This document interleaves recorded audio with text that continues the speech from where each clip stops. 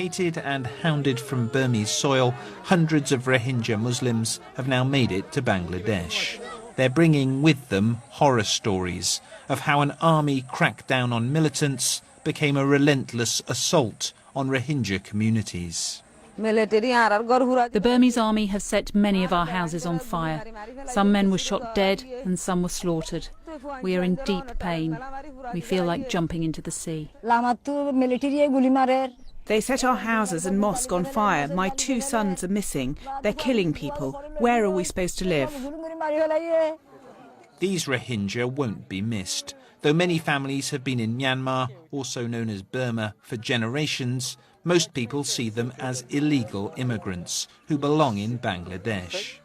The Burmese army doesn't want us to see what it's up to in northern Rakhine State, so it's keeping journalists and international aid workers out.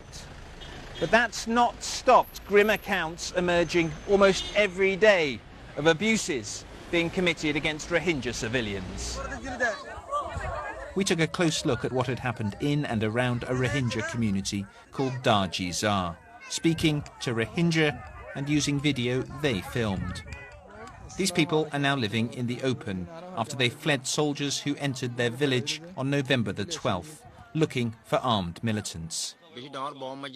With a helicopter flying overhead, the soldiers opened fire, killing men and, we're told, women and children. No one can tell us exactly how many died. When people felt safe enough to return, they found those that had fallen.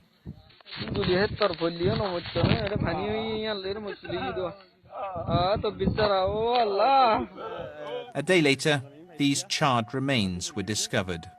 We simply don't know how they died.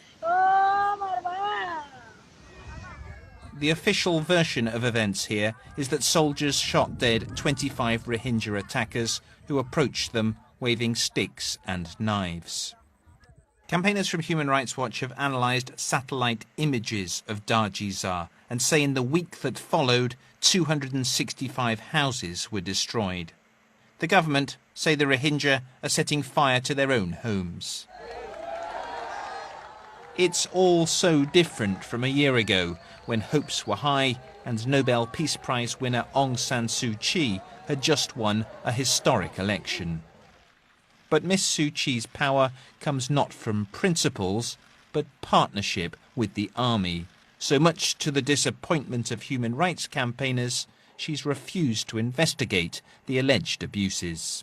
My worry is the same as your worry and the rest of the world, that we may be seeing something more horrendous than we anticipated. But unless we have a credible investigation, we